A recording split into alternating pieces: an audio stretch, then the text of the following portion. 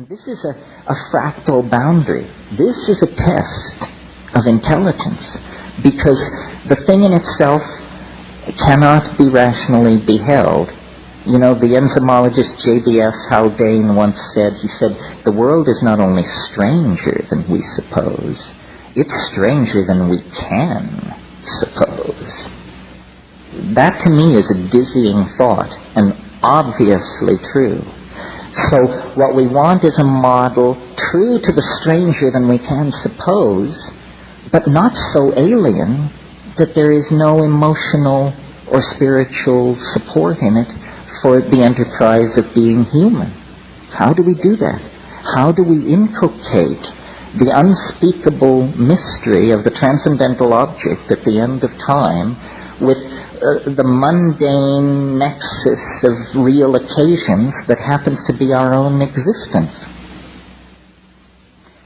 To my mind, the answer is it lies in the ability to assimilate paradox.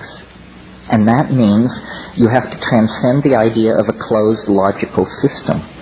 You have to live with the idea that there is no intellectual closure. This is, in fact, the door marked freedom, but you've been taught that it's the door marked madness. To live in the light of paradox. Things cannot be, we are taught, both A and B simultaneously. This is Aristotelian logic. A is A.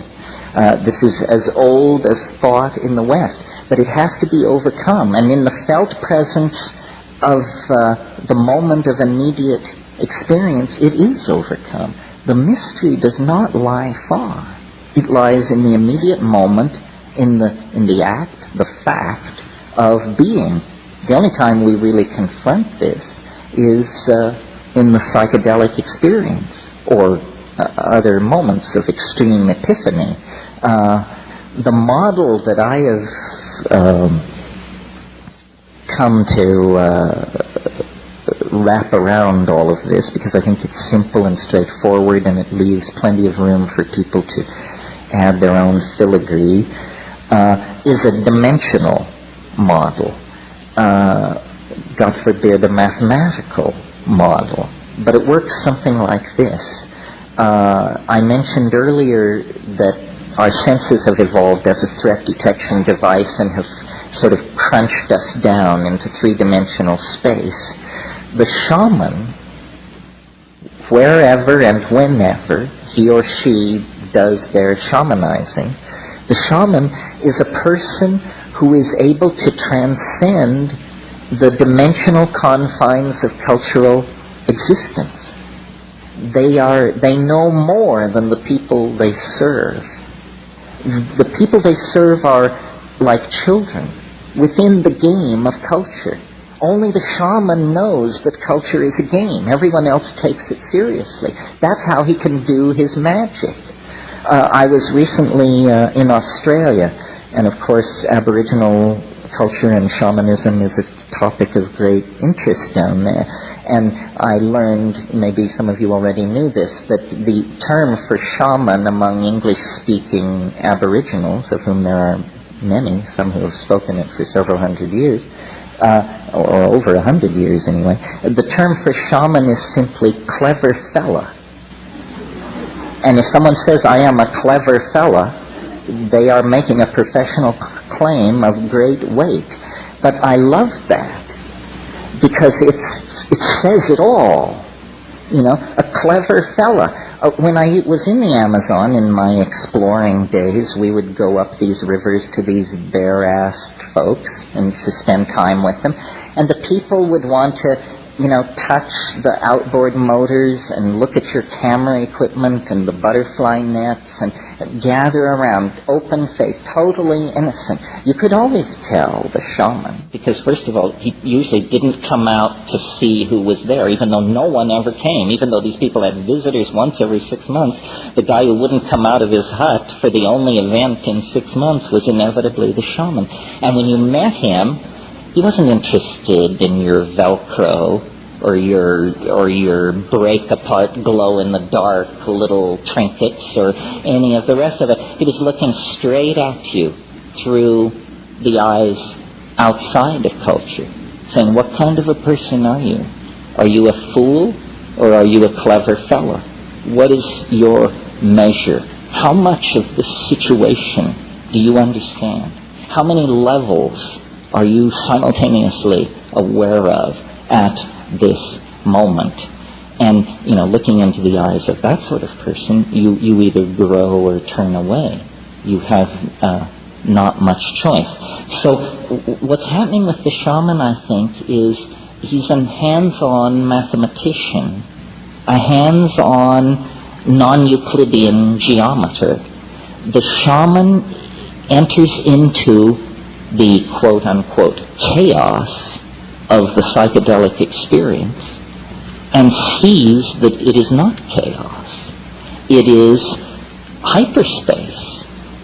And in it, the adumbrations of the trees of possibility can be followed. One can see who stole the eggs.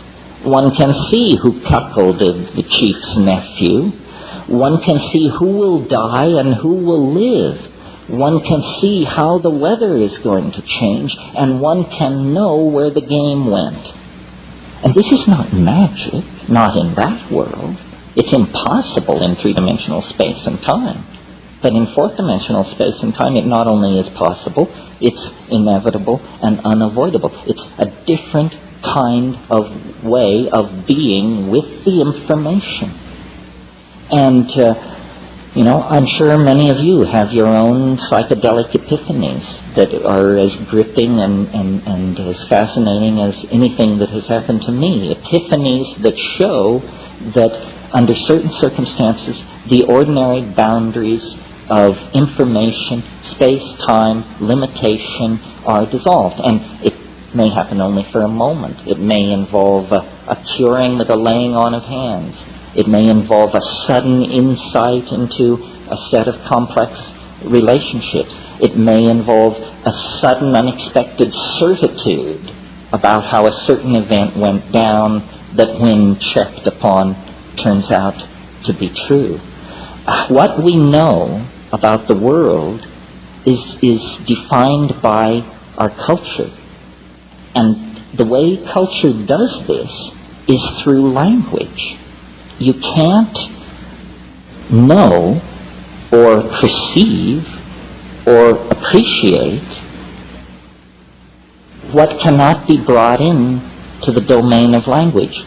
You can't publicly know or appreciate these things. You can feel them as the rich contextual embeddedness of your own being, but you can't communicate them. Sometimes when I read Marcel Proust, I come upon passages where the conveyance of the information, of the emotion, is so exquisitely subtle that I have the feeling, I know what he means. I felt this, but I never dreamed I would ever see it in print or have a thought about it that I could share with anyone else, because it is so subtle. So the challenge to all of us, I think, is not this one-dimensional chasing after of answers. This is a fool's game, but an actual stepping back to gain perspective and to realize, salvation is always available. It's in the moment. It's an act of understanding. It doesn't come down through a lineage. It doesn't come through a substance, an empowerment, a word. It comes through understanding.